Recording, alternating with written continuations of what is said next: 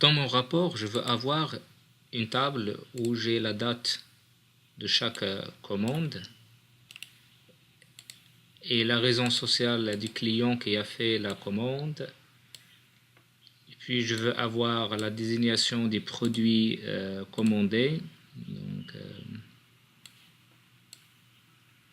ensuite, la quantité de produits commandés. Donc, quantité. Ensuite, c'est le prix du produit. Donc, le prix. Et donc, vous voyez, c'est très facile d'établir des tableaux de ce genre parce que les tables, elles sont liées. Alors, ce que je veux avoir maintenant, c'est le montant brut des ventes pour chaque commande. Alors, vous voyez, j'ai pas ce champ de vente brut. Qu'est-ce que je peux faire? C'est de le créer grâce à une mesure. Donc, pour créer une mesure, donc vous allez sur Accueil et après une nouvelle mesure. Vous allez avoir ici une petite rubrique pour écrire la formule de votre mesure. Alors, qu'est-ce que je veux exactement? Alors, je veux une formule qui va me permettre de faire la somme de la multiplication entre la quantité et le prix. C'est-à-dire, elle va aller ligne par ligne, faire la multiplication et après me faire la somme de tout ça. Donc, je vais écrire vente brute, c'est le nom que je veux donner à ma mesure. Après, la fonction qui me permet de faire ça, donc c'est SUMX. SUMX, donc vous voyez, à chaque fois que j'introduis une fonction, j'ai un assistant qui va me donner, qui va m'aider à écrire les arguments de la formule. Il va me donner tous les champs et toutes les tables sur lesquelles je veux appliquer ma formule. Donc la table sur laquelle je veux appliquer la formule, c'est la table commande. Après, point virgule. Maintenant, je peux écrire l'expression. L'expression, c'est la quantité fois le prix. Donc la quantité de la table commande fois le prix de la table produit. Donc ça ne me donne pas la main pour écrire, pour trouver le prix, parce que je dois le chercher sur une table qui est liée avec la table commande. Et donc je vais utiliser la fonction related. Donc related. Et maintenant je vais écrire le prix. Voilà.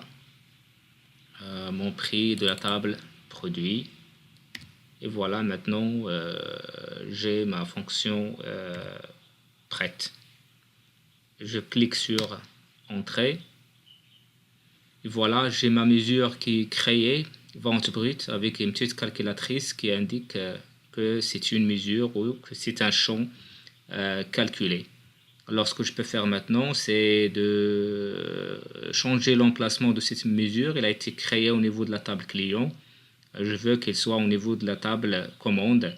Alors, l'emplacement, c'est pas important, mais c'est juste une question d'organisation.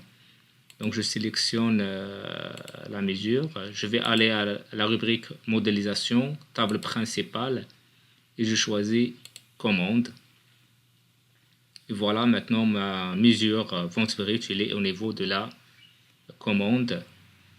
Alors, je vais l'insérer à mon tableau. Et voilà, j'ai les ventes brutes qui est la multiplication entre la quantité et le prix. Alors, ce que je peux faire maintenant, c'est changer le format de cette mesure parce que ça doit être en format monétaire. Voilà. Je vais choisir la devise, donc c'est Maroc dirham. Donc c'est le dirham marocain. Donc voilà, Maroc dirham. Je vais faire la même chose pour le prix. Donc je cherche le prix dans la table produit. Donc c'est Maroc dirham, toujours. Voilà. Je vais faire la même chose pour la date, pour changer le format de la date de la commande. Donc je vais choisir ce format. Donc voilà. Voilà, maintenant j'ai mon tableau prêt. J'ai ma mesure qui a été créée. Maintenant, je peux utiliser cette mesure dans n'importe quel visuel. Je vais choisir par exemple ce visuel graphique en secteur. Si je veux avoir les ventes brutes, par exemple par rayon, donc je glisse vente brute, je vais répartir par rayon de produit. Donc voilà, j'ai mes ventes brutes réparties par rayon.